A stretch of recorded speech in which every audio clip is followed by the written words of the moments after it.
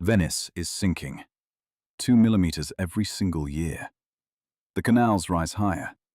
Water seeps through ancient stone. Tourists snap photos while the city drowns beneath their feet. But here's what they don't tell you.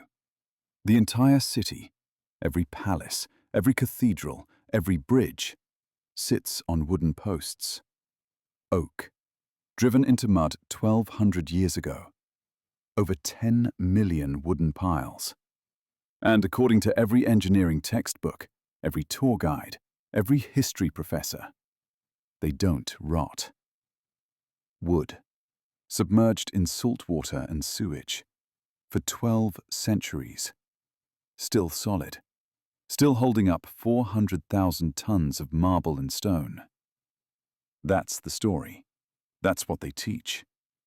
But when engineers actually tested those piles in 1987, they found something else.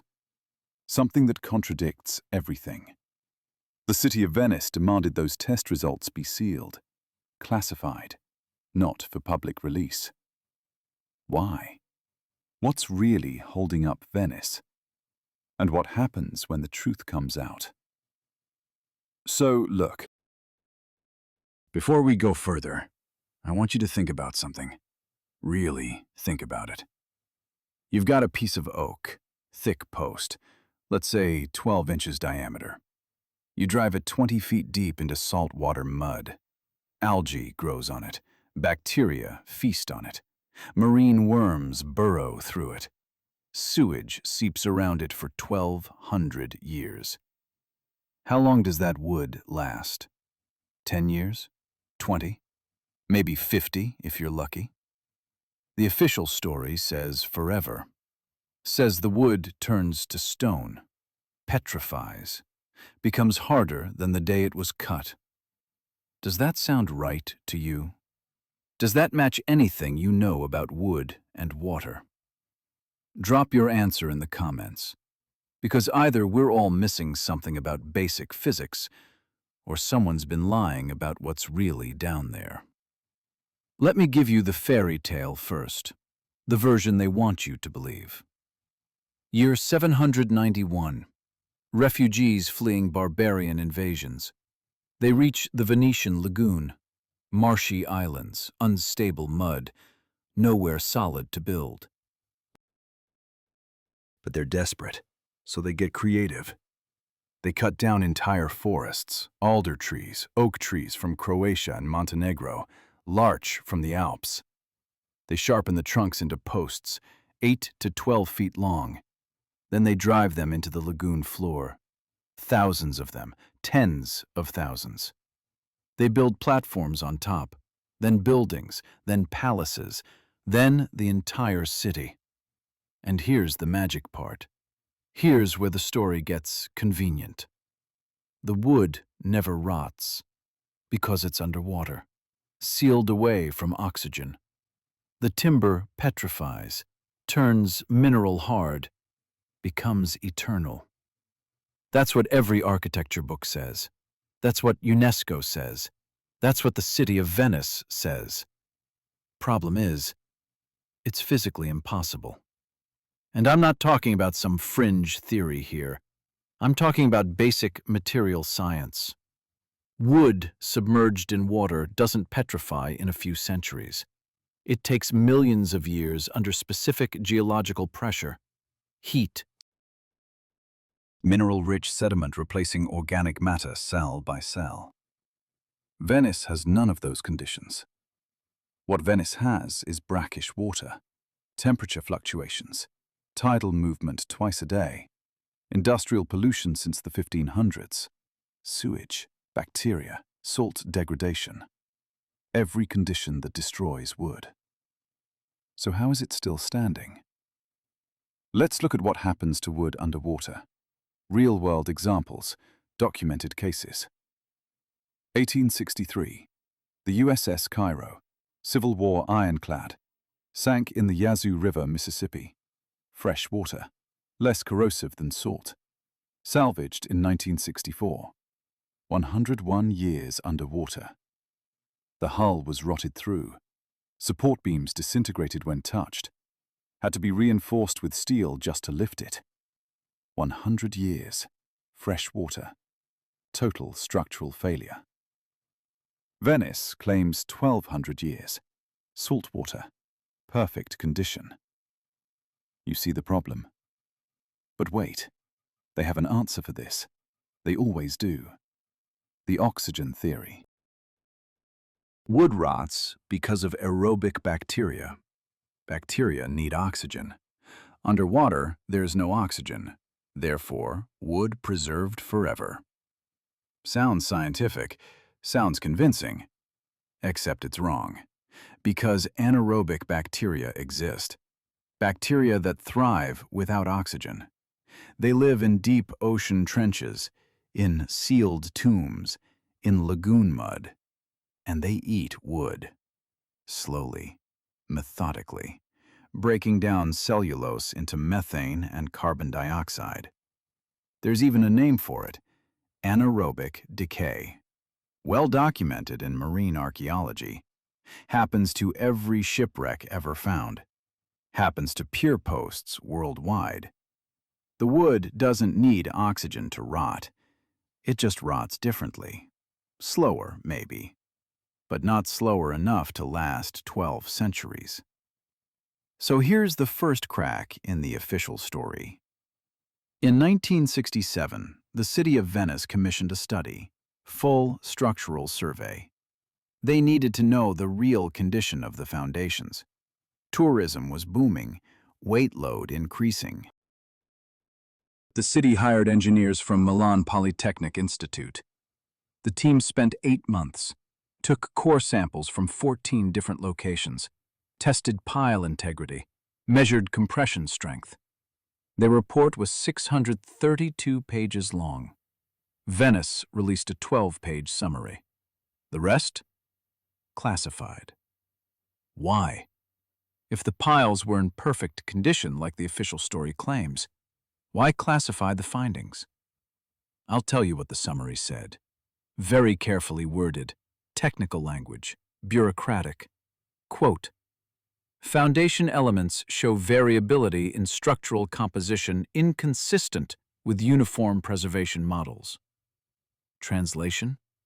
They found something wrong, something that doesn't match the story. The full report has never been made public. Requests for declassification denied 3 times, most recently in 2018. What's in those 620 pages? Now, let's talk about the timeline, because this is where things get really strange. The official story says Venice was founded in the late 800s, year 791 specifically. Refugees from the mainland, built on wooden piles. But here's what they don't mention. There's no archaeological evidence of Venice before the year 1000. None. No pottery shards, no tools, no building foundations. Nothing datable to the 8th or 9th century. The first documented reference to Venice as a city? Year 997. Byzantine records, trade agreement. That's 206 years after the supposed founding. Where's the evidence for those 2 missing centuries? And before you say the evidence sank or eroded, remember we're talking about a major settlement, thousands of people, supposedly, for 200 years. Should be artifacts everywhere, trash heaps, burial sites, foundation remnants. There's nothing. It's like the city appeared fully formed in the year 1000. No gradual development, no archaeological layers, just suddenly. There. But let's say I'm wrong. Let's say the evidence is just hidden underwater. Let's give them the benefit of the doubt. Even so, there's a bigger problem. The buildings we see today, the palaces, the churches, St. Mark's Basilica, the Doge's Palace, they're not from the 800s. They're from the 1200s, 1300s, 1400s. Meaning those original wooden piles, if they existed, would have had to support completely different structures for 400 years. then somehow support medieval palaces that weigh 10 times more. How does that work? You can't just build a cathedral on top of posts designed for a wooden house. The weight load is exponentially different. The stress distribution is different.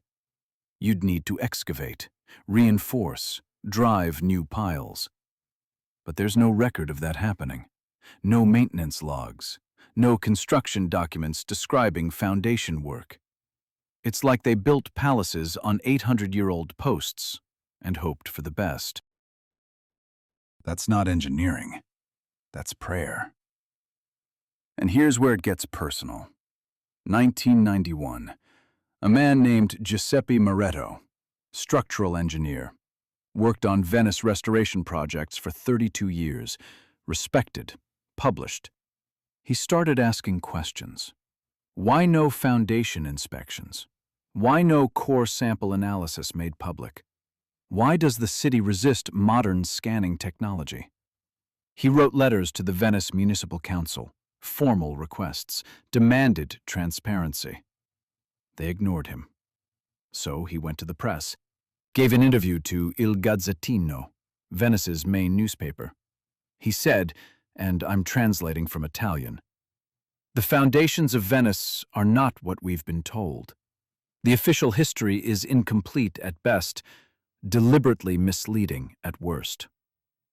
The interview was published on March 14th, 1991. Giuseppe Moretto died April 2nd, 1991. 19 days later.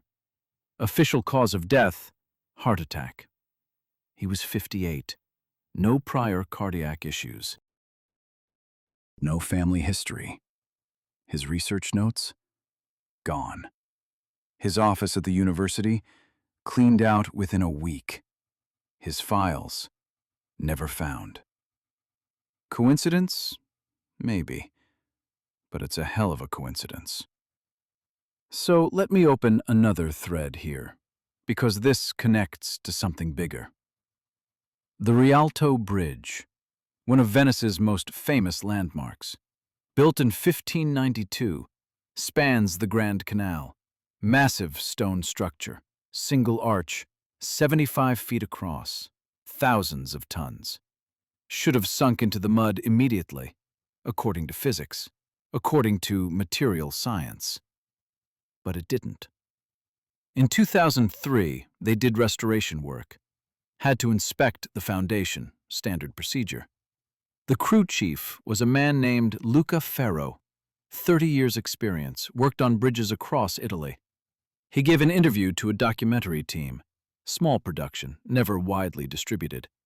I found the footage online, uploaded by someone with 43 subscribers.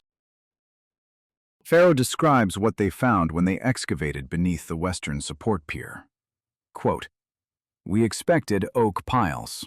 We expected wood. What we found was different. The core wasn't organic. It was composite. Layers of material we couldn't identify. Not stone, not wood. Something else."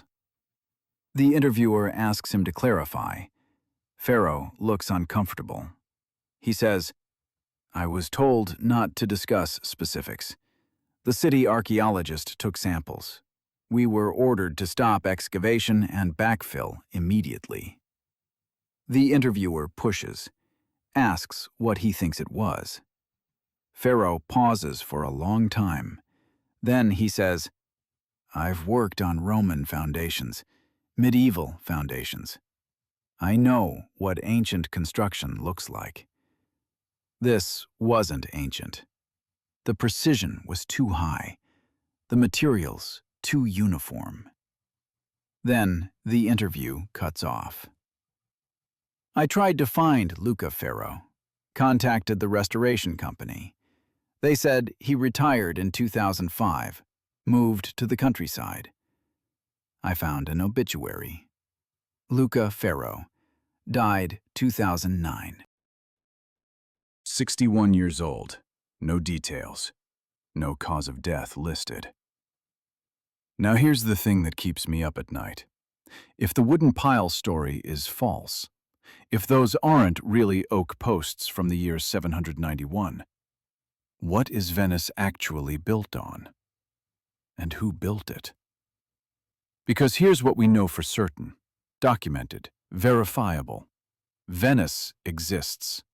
1,200 years old, supposedly, built on unstable mud, holding up 400 million tons of marble, stone, brick, and bronze, still standing, still mostly intact. Despite floods, despite earthquakes, despite the weight of millions of tourists every year. That requires engineering, sophisticated engineering. Engineering that shouldn't exist in the medieval period. The Romans couldn't do it. They built on solid ground, rock, bedrock. The Byzantines couldn't do it. They built harbors, sure, but not entire cities on submerged mud. So who did? Let me show you something else, a detail nobody talks about. The subsidence rate. How fast Venice sinks. Official measurements started in 1873. Venice was sinking 0.8 millimeters per year. 1895, 1.1 millimeters per year. 1920, 1.6 millimeters per year. 1950, 2.3 millimeters per year. See the pattern? It's accelerating. If those oak piles were petrified, if they'd turned to stone over 12 centuries, they should be stable, unchanging. The sinking should be constant or slowing as the foundation settles. Instead, it's speeding up. Why?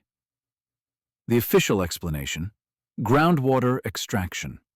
Industrial pumping from the 1930s to 60s compressed the aquifer, made the mud settle faster. They banned groundwater extraction in 1973. Did the sinking slow down? No.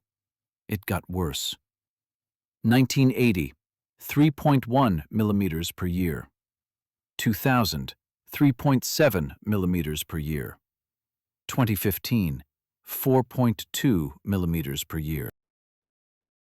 Something is failing. Something fundamental. Something they can't explain with their oak pile theory. Because petrified wood doesn't suddenly start compressing faster. Stone doesn't degrade from groundwater loss. But something else might. In 1987, they finally did what they should have done a century earlier. They took core samples. Deep ones. Not from the buildings, from the lagoon floor itself. Away from human interference. 3 locations. Each sample 25 feet deep. The team was from the University of Padua, Department of Geological Sciences, led by Professor Davide Tagliapietra. They published a preliminary paper, announced they'd found unexpected stratification, said full analysis would take 2 years. That was January 1988. The full paper never came out. The university says the research was discontinued. Funding ran out. Professor Tagliapietra moved to private sector. Data lost in an office flood. An office flood. In Padua. 17 miles inland. Sure. I found Tagliapietra on LinkedIn, sent him a message, asked about the Venice samples. He responded once, said, "That was a long time ago. I don't remember details. Please don't contact me again." Then he blocked me. What did he find in that mud? Here's what I think, and this is speculation, but it's speculation based on facts. I think Venice wasn't built in the year 791. I think it's older, much older. I think the wooden pile story is a cover, a convenient explanation for something they can't, or won't, explain properly. Because if you actually look at Venetian construction, really look, it doesn't match medieval technology.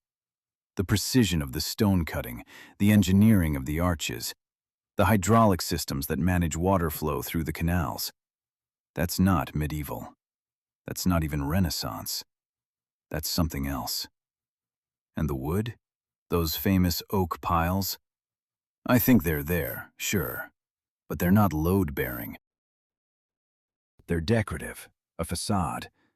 Something else holds up Venice, something buried 20 feet deep in the mud, something they found when they did those core samples, something they immediately classified. Now, I'm not saying aliens. I'm not saying ancient advanced civilization. I'm saying we don't know, and that terrifies them. Because if the foundation of Venice, one of the most studied cities on Earth, is still a mystery, what else are we wrong about? What other official stories are held together by convenient lies and sealed reports? So here's where we are. Timeline doesn't match. Wood preservation doesn't match. Subsidence acceleration doesn't match. Core sample data suppressed. Engineers who asked questions dead or silenced. And underneath it all, something they won't let us see. In 2003, during the Rialto Bridge restoration, when Luca Ferro found that composite material beneath the western pier, the city archaeologist took samples. Ordered excavations stopped. Had the site backfilled within 72 hours. Those samples went somewhere, some lab, some facility. They were tested, analyzed, dated, and someone decided the results couldn't go public. But here's the thing about secrets. They leak. Always. 3 weeks ago, I received an email, anonymous sender, encrypted. Subject line, Rialto Material Analysis. Attached was a photograph, single page, looks like a lab report, carbon dating results. The sample? Not from the 1500s when the bridge was built, not from the year 791 when Venice was supposedly founded. The date range on that report, 2nd century AD, 1700 years before the Rialto Bridge existed. What the hell was buried under that bridge? And why is it the same age as the Roman Empire at its peak? So, 2nd century AD. That's the year 100 to 199. Roman Empire at its absolute peak. Trajan, Hadrian, Marcus Aurelius. Rome controlled the Mediterranean, North Africa, Britain, Germania, and apparently, Venice. Except there's a problem with that. According to every history book ever written, Venice didn't exist in the 2nd century. The Venetian lagoon was empty marshland, uninhabited, worthless. Romans built cities on solid ground. Verona, Padua, Aquileia, all inland, all on bedrock. Why would Rome build something massive, something requiring advanced engineering, in a swamp nobody wanted? They wouldn't. Unless it wasn't a swamp yet. Let me show you something they don't teach in school. Sea levels in the Mediterranean, 2,000 years ago versus now. Modern measurements show the Adriatic Sea has risen approximately 13 feet since the Roman era. Thermal expansion, glacial melt, subsidence. 13 feet doesn't sound like much, but in a shallow lagoon, with gentle slopes, 13 feet of sea level rise moves the coastline inland by half a mile, sometimes more. What's underwater now might have been dry land then. The Venetian lagoon in the 2nd century might have been coastal plains, solid ground, perfect for building. Then the water came, slowly, over centuries. And whatever Rome built there sank. Now here's where it gets interesting. There's a Roman map, the Peutinger table, created around the 4th century AD, shows the entire Roman road network. Most historians know about it. It's famous.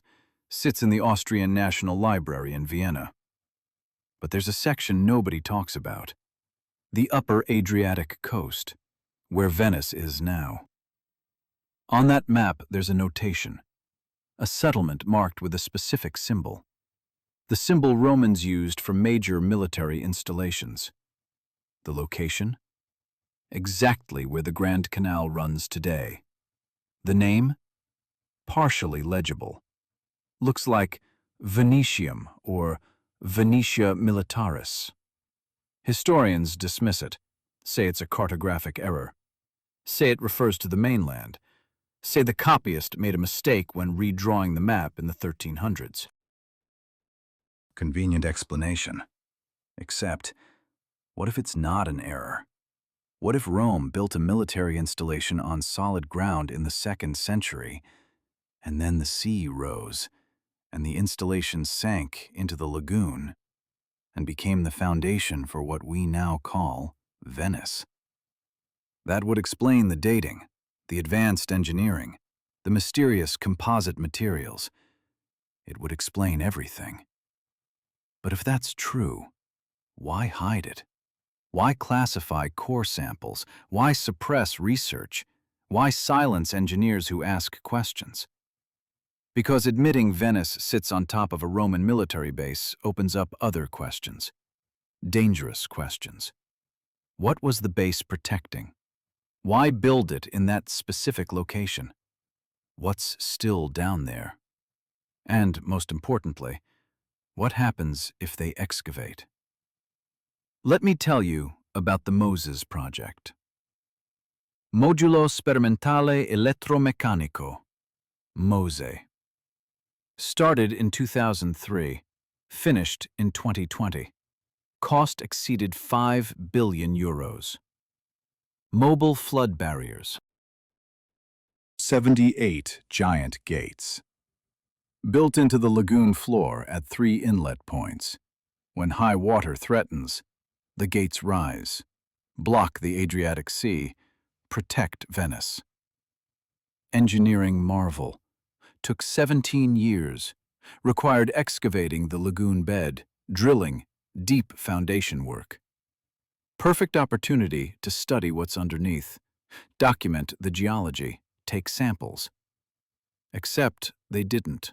Or rather, they did, but nothing was published. The MOSE project generated over 40,000 pages of geological surveys, seafloor mapping, core samples from depths reaching 80 feet. How many pages were made public? 11. 11 pages. Sanitized summary, generic descriptions. No specific data, no photographs of core samples, no chemical analysis. The rest? Sealed by the Venice Water Authority, classified for infrastructure security. Infrastructure security. They're protecting floodgates with classified geology reports. Does that make sense to you?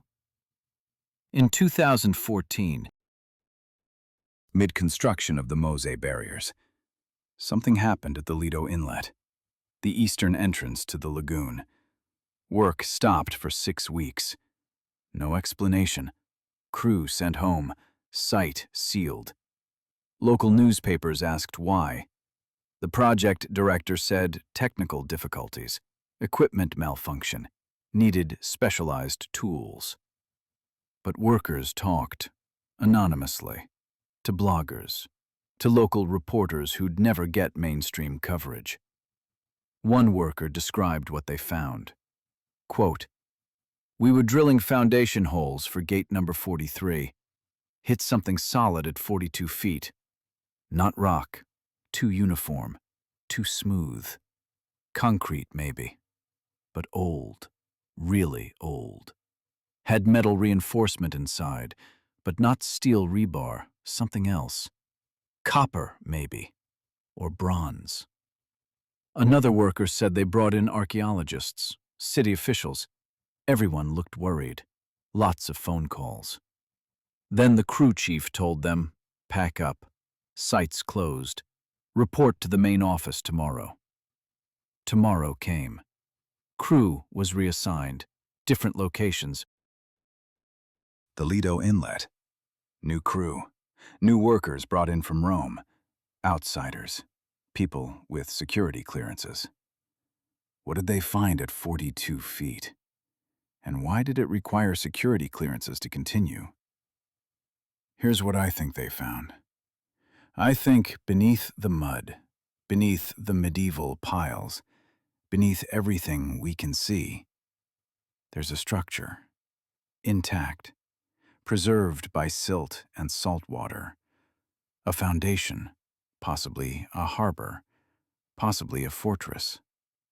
Roman construction, 2nd century AD, built on solid ground before the sea level rose. And I think it's big. Because you don't seal an entire excavation site. You don't bring in government archaeologists. You don't classify 40,000 pages of surveys. Unless you found something that changes history.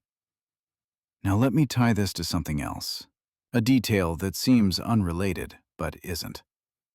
St. Mark's Basilica, Venice's most famous church, built in 1094. Official story.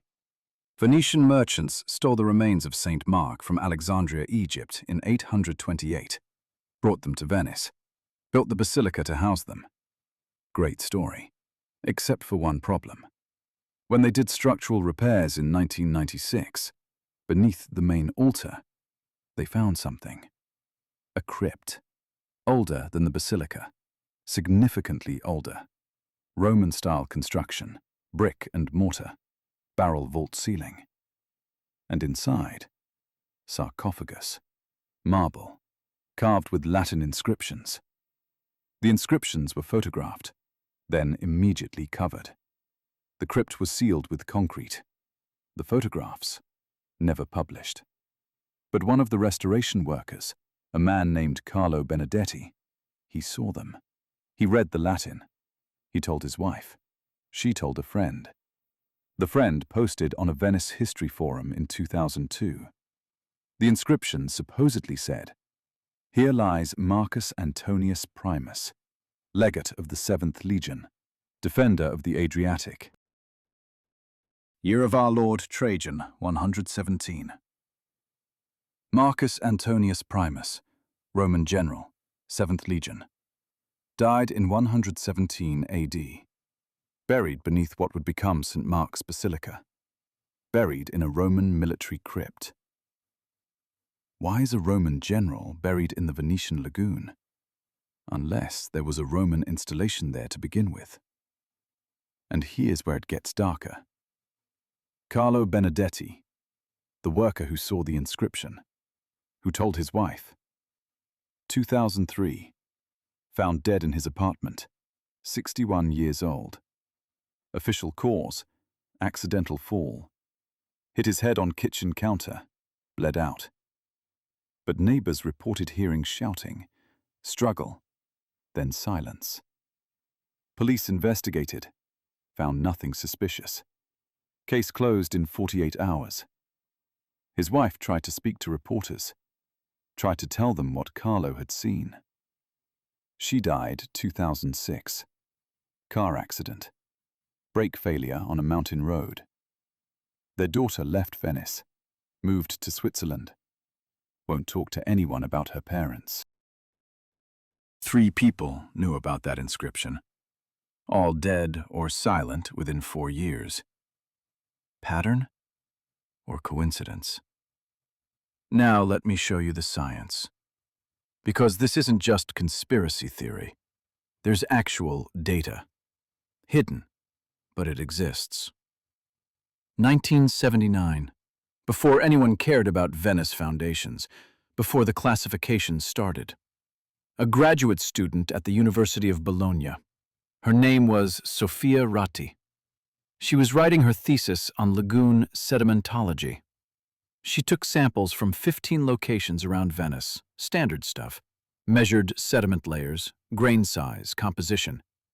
At 13 of the 15 locations, normal results, sand, silt, clay, organic material, exactly what you'd expect. But 2 locations showed something strange. Location 7, near the Rialto Bridge. Location 12, east of St. Mark's Square. Both showed a layer of compressed aggregate at depths between 35 and 45 feet. Not natural sediment, manufactured material. Crushed stone mixed with a binding agent, similar to Roman concrete. Opus cementitium. But here's the thing. Roman concrete degrades in salt water. The lime mortar dissolves. Structure fails within a few centuries. This material? Still solid. Still intact after 1,800 years. Better than Roman concrete. More advanced. Sophia Ratti noted this in her thesis. She wrote, "The composition suggests technological sophistication beyond documented Roman methods. Further investigation warranted." She submitted her thesis in May 1979. Failed. Her advisor rejected it. Said her methodology was flawed. Said she contaminated the samples. Said she needed to redo the entire study. Sophia protested. Said her samples were clean. Her data was solid. The university disagreed. Gave her 6 months to redo everything. She tried, but couldn't get access to the same locations. Permits denied. Sites restricted. She gave up, dropped out, never finished her degree. I found her on Facebook. Lives in Milan now, works in accounting. I sent her a message, asked about her thesis, about the samples. She responded, "That was 40 years ago. I was young, I made mistakes. It was nothing." But then she sent another message 2 minutes later. "Don't go looking. It's not worth it. Trust me." Then she deleted her account. What did Sophia Ratti find in that mud? And who made sure she couldn't publish it? Let's talk about subsurface scanning, because this is where modern technology should solve everything. Ground-penetrating radar, GPR, can map underground structures without excavating. Used in archaeology worldwide. Should be perfect for Venice. Scan the lagoon floor, see what's underneath. Simple. Except, it's not allowed. The Venice Cultural Heritage Authority banned subsurface scanning in 1993. Reason given: risk of electromagnetic interference with historical artifacts. Which is insane. GPR doesn't damage anything. It's non-invasive. That's the whole point. But the ban remains. 30 years later, in 2008, a team from MIT requested permission. They wanted to create a 3-dimensional map of Venice's substructure. Offered to do it for free, for science. Permission denied. 2015, University of Cambridge, same request. Better equipment, more advanced technology. Denied.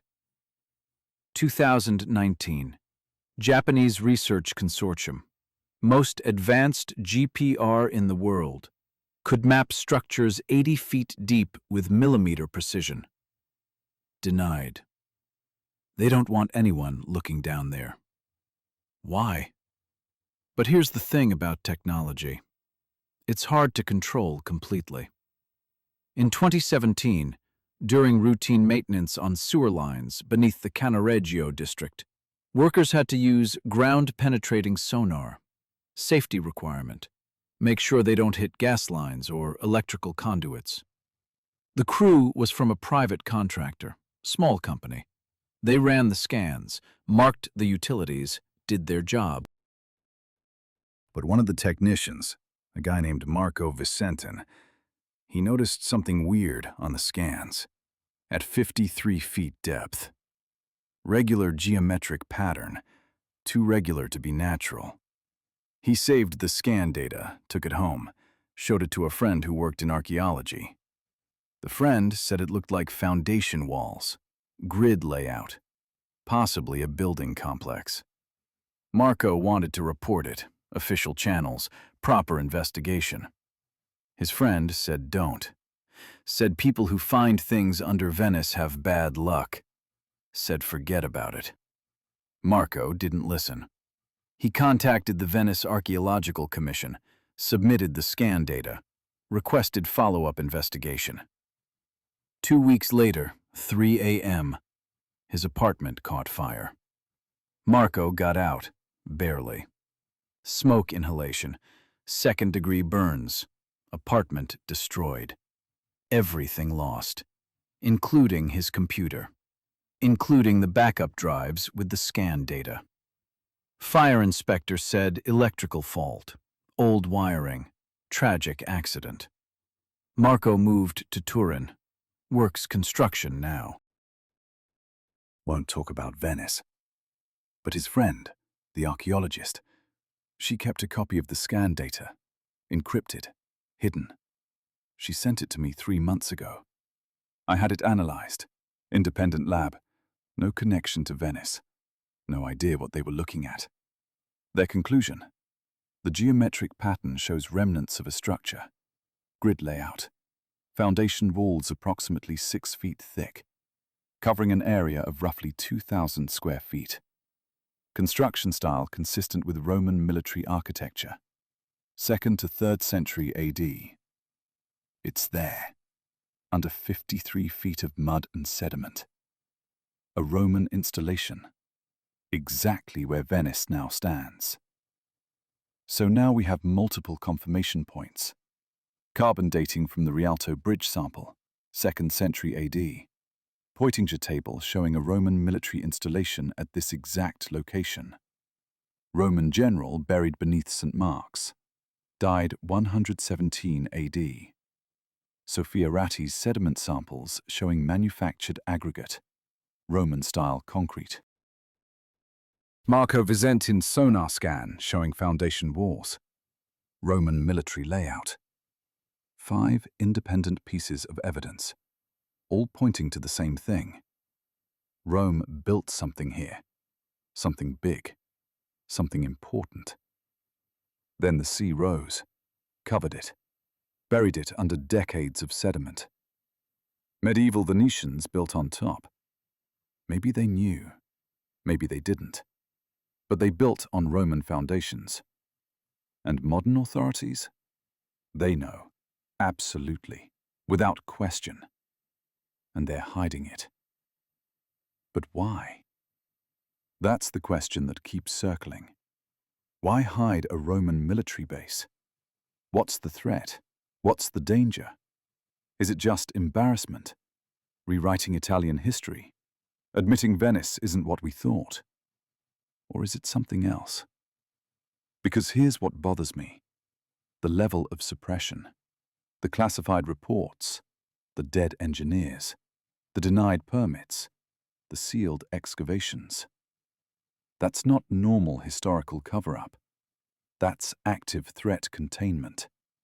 You don't kill people over ancient Roman ruins unless those ruins contain something that can't be made public.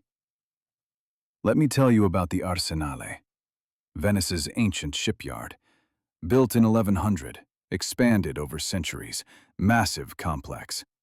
At its peak employed 16,000 workers, built warships, galleys, made Venice a naval superpower. Official history says the Arsenale was constructed from scratch. Venetians designed it. Venetian labor built it.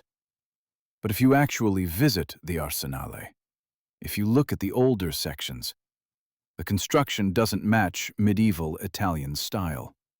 The brick bonding, the arch shapes, the foundation depth. It's Roman. Specifically, it matches military harbor construction, 2nd century Roman style. Same techniques used at Ostia, at Ravenna, at Portus. There's a section, north wall, near the old rope factory. The bricks are ancient, predating anything medieval. In 1985, during earthquake retrofitting, they opened up that wall, found Roman masonry underneath. Perfectly intact. The foreman took photographs, sent them to the city architect. City architect ordered the wall resealed. Photos confiscated. Workers signed non-disclosure agreements. I talked to one of those workers. He's 83 now, retired, living in Mestre. He said, "That wall was 2,000 years old, at least. We all knew it. Roman harbor, built solid. Our medieval ancestors just built on top, claimed it as their own." I asked him why the secrecy. He laughed, bitter sound.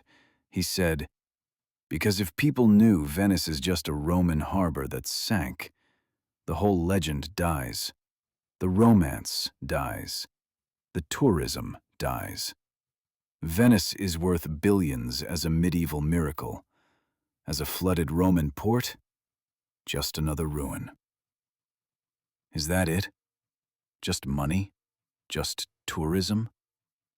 Maybe. Or maybe it's what the Roman harbor was protecting. Because military installations don't exist in isolation. They protect something.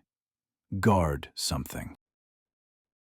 What was at this location 2,000 years ago that required a legion garrison? What did Marcus Antonius Primus defend until his death in 117 AD?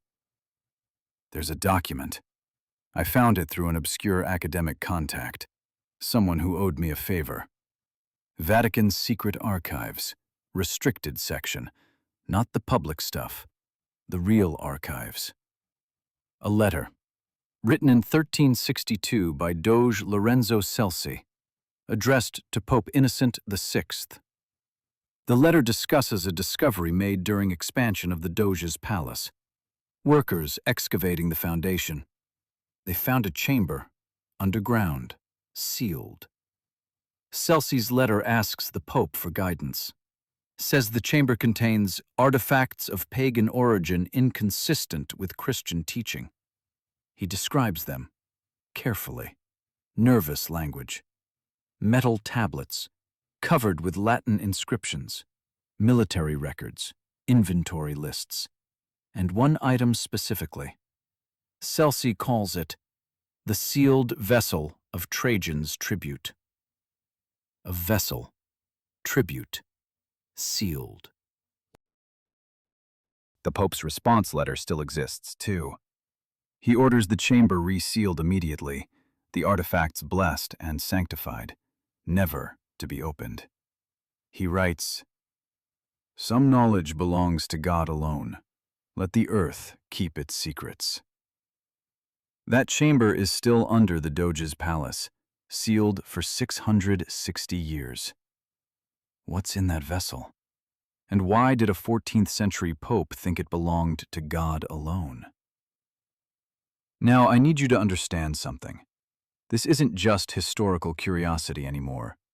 This is active suppression. Present day, 2024. People asking questions about Venice foundations? They disappear from academia, lose funding, get discredited.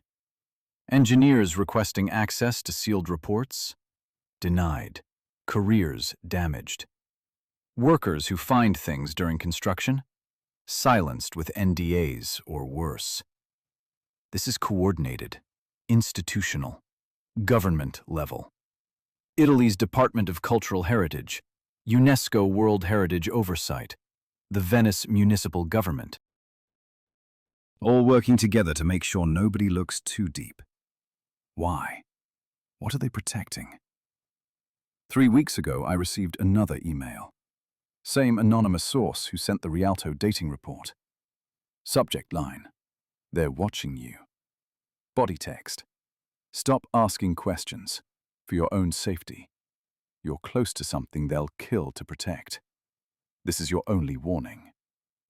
Attached was a photograph, taken from across the street, through a window. My apartment, my desk, me sitting at my computer.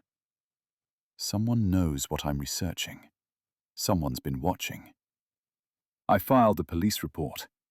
They said probably a prank. Nothing they can do without more evidence. I don't think it's a prank. So, here's where we are. beneath Venice, beneath the canals and palaces and tourism and romance, there's a Roman military installation, 2nd century AD, built on solid ground before the sea rose. It was important enough to station a legion there, important enough to bury a general in a full military crypt, important enough that Trajan himself sent tribute. Then it flooded, sank, buried under sediment. Medieval Venetians built on top, maybe knowingly, maybe not. And modern authorities? They know exactly what's down there. They've scanned it, sampled it, documented it, and they're hiding it. Not for tourism, not for money, for something else. Something in that sealed chamber beneath the Doge's palace.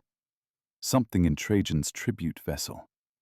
Something they think is too dangerous for the world to know. And I'm going to find out what it is. Because last week, after months of dead ends and stonewalling, I got a break. A contact. Someone on the inside. Works for the Venice Water Authority. Access to the Moser Project archives. They reached out. Anonymous message. Said they'd been watching my research. Said they agree the public deserves truth. They offered to meet. Said they have documents, photographs, core sample analysis from the restricted sections. Proof. Real proof. Not speculation. Not theories. Hard evidence of what's really under Venice. We're meeting tomorrow night, 11 p.m., on Torcello Island, far from cameras, far from crowds. They said come alone, trust no one. They said what they're bringing, it changes everything. Torcello Island, 11 p.m. Cold November night, temperature 38 degrees Fahrenheit, wind coming off the lagoon, sharp, cuts through clothing. I took the Vaporetto, public water bus, last run of the night. Got off at the Torcello stop, only passenger. The island was dark. Population maybe 12 people. Most buildings abandoned. A church, a few houses, empty. Perfect place for a secret meeting. Perfect place to disappear. My contact said meet at the Devil's Bridge. Small stone footbridge, no railings. Built in the 1500s, supposedly. I got there 10 minutes early, waited in the shadows, watched. Nobody. Just wind. Water lapping against stone. My own breathing. Then footsteps. Slow, deliberate. A figure emerged from the darkness. Man, maybe 60. Heavy coat, carrying a waterproof case. He stopped 10 feet away, looked around, nervous. Then he spoke, low voice, barely above a whisper. You're the one asking questions about the foundations. Not a question. Statement. I nodded. He said, You have no idea what you're digging into, what they'll do to protect it. I said, Then tell me. Help me understand. Long pause. He was deciding, weighing risk versus conscience. Finally, he stepped closer, set the case on the bridge, opened it.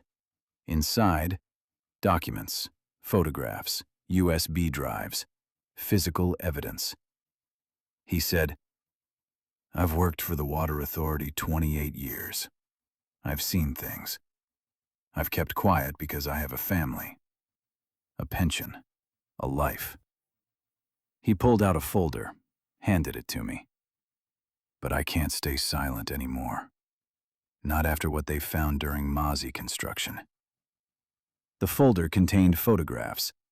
Excavation site, Lido Inlet, 42 feet deep. The images showed what the workers described. A structure, smooth surface, too uniform to be natural. But these photos showed more. Close-ups, detail shots. It wasn't concrete, wasn't stone. It was metal. Corroded, green patina, but unmistakably metal. Copper alloy, bronze maybe, formed into massive plates. Each plate roughly 12 feet by 8 feet, bolted together with rivets the size of my fist.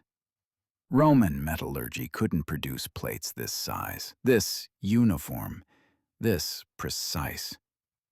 I looked at my contact. He was watching my reaction. I said, "What is this?"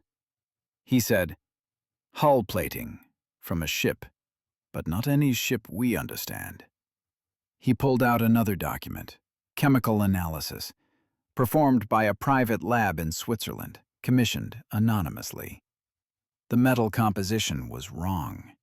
Copper, tin, lead, standard bronze elements, but also trace amounts of other materials. Titanium, chromium, elements the Romans didn't have, couldn't isolate, didn't know existed. The metallurgist's notes said, "Composition inconsistent with any known historical bronze.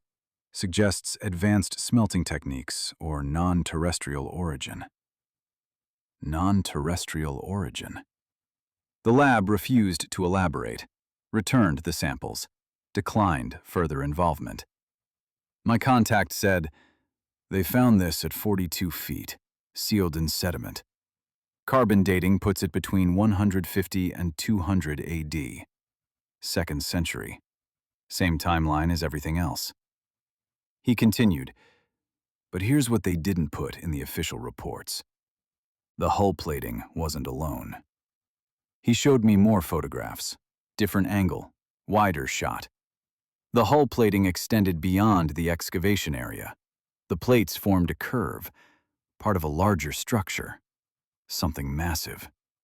They'd only exposed maybe 300 square feet, but ground-penetrating sonar showed the structure continued, buried deeper, wider.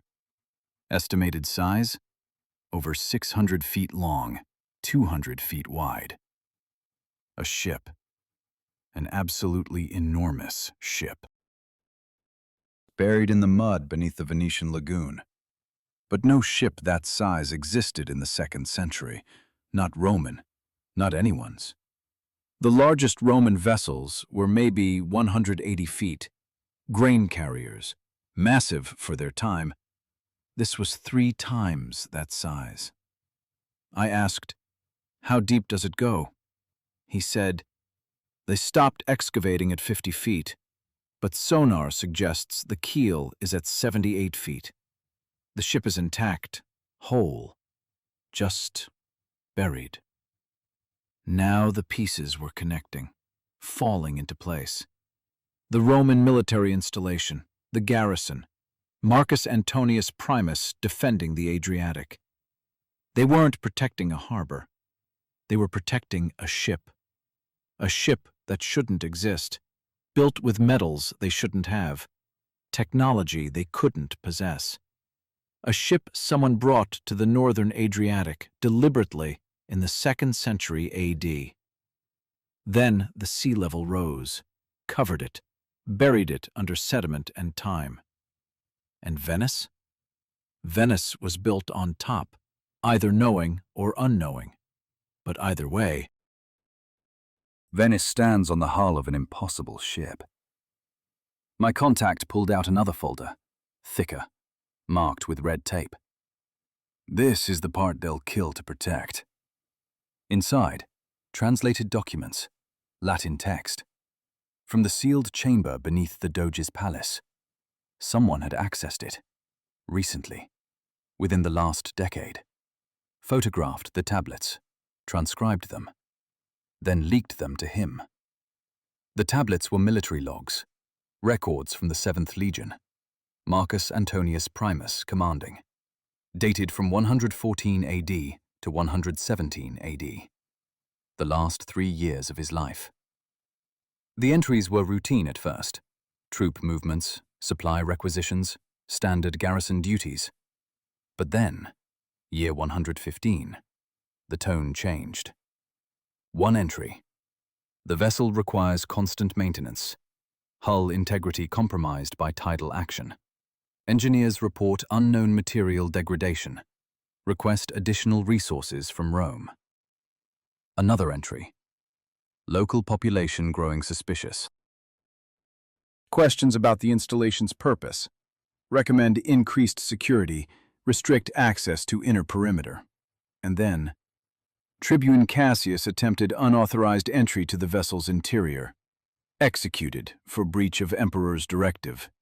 Body disposed at sea. They were guarding it. Actively. Violently.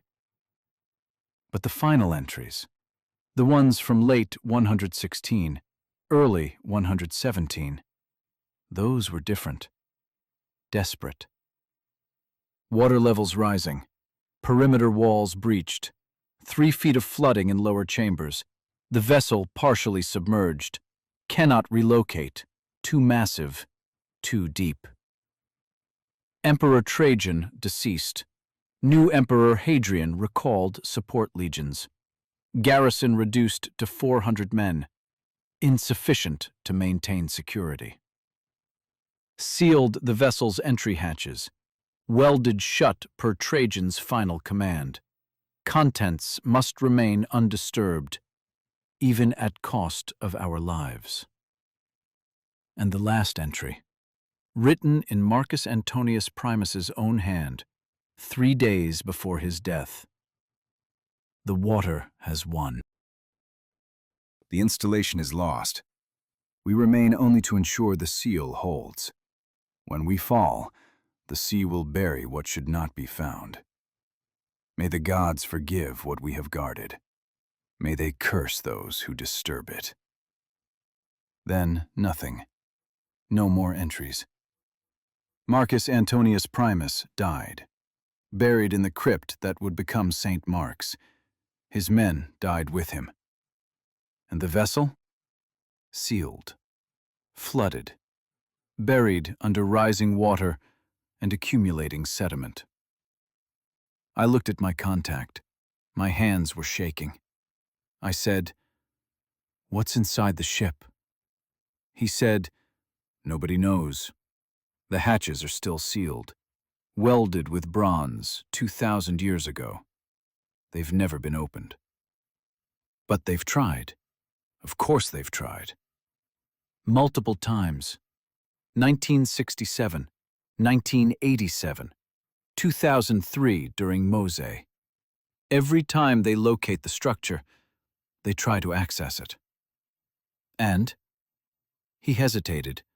Then, the first team in 1967, 5 engineers, sent down in a diving bell. They reached the hull, found a hatch. Tried to cut through the seal. What happened? 3 died instantly. The other 2 came up screaming, incoherent, had to be sedated. Diagnosed with acute psychosis. Never recovered. From what? Nobody knows. The dive was classified. The men were institutionalized. The site was marked as hazardous and forbidden. He pulled out one more document, medical report, from a psychiatric facility in Padua. One of the surviving divers, name redacted. Admitted 1967, died 1993. Never left the facility. The attending psychiatrist's notes were disturbing. Patient reported, light inside, wrong light, hurts to remember, patterns, moving patterns. They saw us. They're waiting. Later notes. Patient refuses to sleep, says they're still in there, says they're calling, begs us to destroy the ship, burn it, bury it deeper. Final note before death. Patient expired, self-inflicted injuries, clawed own eyes out. Last words, don't let them open it. Please, God, don't let them open it. The wind picked up, colder now. I could see my breath. My contact closed the case, looked at me directly. He said, "This is what they're protecting. Not history, not Roman ruins. This." But why not just destroy it, demolish it, make it go away? They can't. It's too deep, too big. Any attempt to break it apart risks breaching the hull, releasing whatever's inside. So they just leave it? They monitor it. Constant surveillance. Seismic sensors around the lagoon, water quality testing. They're watching for any change, any sign the seals are failing. And the sinking? Venice sinking faster every year? He nodded slowly. The ship is settling, compressing the sediment beneath it. 600 feet of metal, thousands of tons. It's pushing down. And Venice above it? Venice sinks with it. I asked the question I had to ask. What do you think is inside? He looked out over the dark water. Long silence. Then, I think the Romans found something, or someone gave them something. Technology they couldn't understand, couldn't replicate. So they did the only thing they could. They guarded it, kept it secret. And when they couldn't guard it anymore, they sealed it. Let the ocean bury it. But what? I don't know. Nobody does. Could be weapons, could be knowledge, could be something alive. The way he said alive, like he believed it. He continued, but I know this. Every government that's known about it, Roman, Byzantine, Venetian Republic, Kingdom of Italy, modern Italian Republic, they've all reached the same conclusion. Don't open it. Don't disturb it. Keep it buried. Even if Venice sinks? Even if Venice sinks. He handed me the case. All of it. Documents, photos, USB drives. Take it. Copy it. Spread it. Get it out before they can suppress it. What about you? I'm leaving tonight. My family's already gone. New identities, new country. I planned this for 2 years. They'll know it was you. Probably. But I'll be gone. And this, he gestured to the case, will be everywhere. Can't suppress what's already viral. He started to walk away, then stopped, turned back. One more thing. The anonymous warnings you've been getting. The photographs of your apartment. Yeah? That wasn't then. That was me. My blood went cold. I had to make sure you were serious, that you wouldn't quit when things got dangerous. I had to know you'd follow through. He smiled. Sad smile. Tired. You did. So now it's yours. The truth. The evidence. Everything. What do I do with it? You know what to do. You're already doing it. Then he was gone. Footsteps fading. Swallowed by darkness. I stood alone on the Devil's Bridge, holding a case full of impossible truth. I took the first vaporetto back. Dawn breaking. Grey light over the lagoon. Venice looked different now, knowing what was beneath it. The palaces, the churches, the bridges. All of it sitting on top of something we don't understand. Something guarded for 2 millennia. Something sealed and buried and forbidden. And sinking. Slowly. Inevitably. Because the ship beneath is settling. Has been settling for centuries. And there's nothing anyone can do to stop it. I got home, uploaded everything. Encrypted cloud storage, multiple locations, redundant backups. Then I started writing. This video. This documentary. Everything you're watching now. Because my contact was right. The only protection is exposure. Get the information out. Make it impossible to suppress. They can't silence everyone. So let me close the loops, answer the questions. What's really holding up Venice? A Roman ship, 600 feet long, buried 78 feet deep. Metal hull, advanced metallurgy, unknown origin. The wooden piles? They're real, but they're not load-bearing. They're distribution points, spreading weight across the ship's hull below. Medieval Venetians didn't know, or if they did, they kept the secret. Why is Venice sinking faster? The ship is compressing deeper into the sediment, settling. The weight is immense. Physics is inevitable. Eventually, maybe 50 years, maybe 200, the hull will breach, crack, fail. And when it does, whatever's sealed inside gets out. Why the suppression? Why the cover-up? Because they don't know what's inside.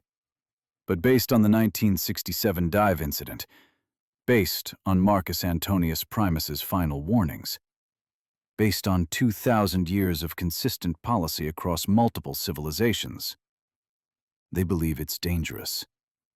Catastrophically dangerous. Opening it risks something worse than losing Venice. So they hide it, monitor it, pray the seals hold. The sealed chamber under the Doge's palace? The tribute vessel Trajan sent? According to the leaked documents, it contains a key, bronze medallion, engraved with symbols matching those on the ship's hull. The key to unlocking the welded hatches. That chamber has been sealed since 1362, 663 years. Pope Innocent VI said some knowledge belongs to God alone. Maybe he was right. But here's what kills me, what keeps me awake. The ship is settling. The seals are under stress. The hull is corroding after 2 millennia in salt water. Eventually, inevitably, it will fail. Not from human interference, from time, from entropy. And when those seals break, when the hull breaches, we won't have a choice. We'll have to deal with whatever's inside, ready or not, prepared or not. So what do we do? That's the question. That's why I'm telling you this. Because the current policy, ignore it, hide it, hope it holds, that's not sustainable. We need transparency. We need research. We need the best minds in archaeology, engineering, materials, science, working on this, understanding it, before it's too late. But they won't allow that. The Italian government, UNESCO, the Vatican, they've maintained the cover-up for decades, killed to protect it, silenced witnesses, classified evidence. They won't suddenly start sharing, unless we force them, unless enough people know, enough people demand answers. That's where you come in. This video, right now. You're watching forbidden information, suppressed evidence, truth they don't want public. By the time this goes live, I might be gone, silenced like the others. But if enough people see this, if enough people download this, share this, archive this, they can't stop all of us. The information survives, the truth spreads, and maybe we force them to take this seriously, to stop hiding, start preparing.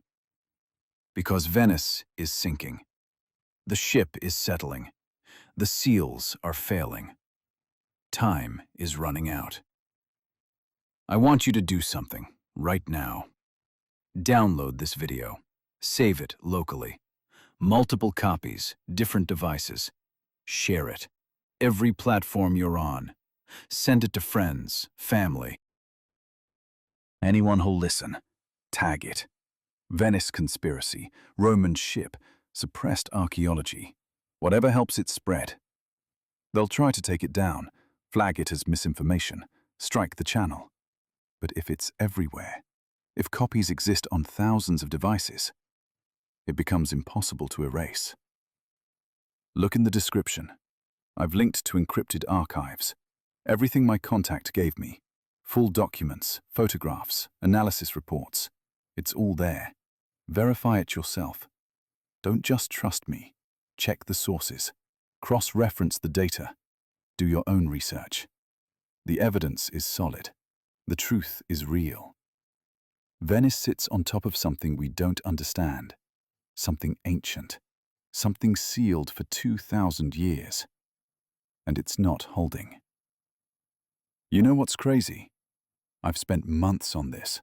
Obsessed over details. Chased leads. Built the case. And part of me wishes I'd never started. Because knowing this, knowing what's under Venice, knowing it's failing, there's no going back, no unseeing it. Every time I see Venice in photos, in movies, tourist postcards of gondolas and canals, I see the ship, I see the seals, I see the countdown. But the other part of me, the part that believes in truth, in transparency, in human right to know, that part says this information belongs to everyone. Not locked in classified files, not hidden in Vatican archives, not suppressed by governments. Out in the open, where people can see it, question it, demand action. Because this affects all of us. Whatever's in that ship, whatever the Romans were guarding, whatever drove those divers insane, it's still there. Still sealed, still waiting. And when it gets out, and eventually it will, we'll all have to face it. Better to face it informed, prepared, united, than surprised, ignorant, divided. So here's my ask. Share this, not just for me, for everyone, for the truth, for transparency, for the future. Make them acknowledge it. Make them address it. Make them stop hiding. Before Venice sinks completely, before the hull fails, before we're out of time. And if you're watching this, if you made it this far, you're already part of this. Part of the truth movement. You know something 99% of people don't. The question is, what will you do with that knowledge? Will you stay silent, comfortable, safe? Or will you speak up, share it, demand answers? That's your choice, your responsibility. Because the truth is out now. It can't be hidden anymore. What happens next depends on all of us. One last thing. They're watching. They know this is coming out. They'll respond. Expect debunking articles, expert refutations, official denials. They'll say I'm crazy, conspiracy theorist, fabricating evidence. They'll attack my credibility, my sources, my methods. That's fine. Expected. Part of the game. But ask yourself this. If I'm wrong, if this is all fabricated nonsense, why do they care enough to respond? Why not just ignore it? Truth doesn't need defending. It defends itself. Lies need protection. Cover-ups need maintenance. Watch how hard they fight this. That'll tell you everything. I'm ending this now, before I second guess, before fear takes over. The case is uploaded. The evidence is public. The truth is out. What happens to me doesn't matter anymore. What matters is you saw this. You know this. You have the information. Use it. Fight for truth. Demand transparency. Don't let them bury this again. Venice is sinking. The ship is settling. The seals are failing. Time is running out. And now you know why. Share this video. Download it. Archive it. Spread it everywhere. Before they take it down. Before I disappear. Before it's too late. The truth about Venice. The ship beneath. The Roman secret. It's yours now. Don't let them silence it. Don't let them win.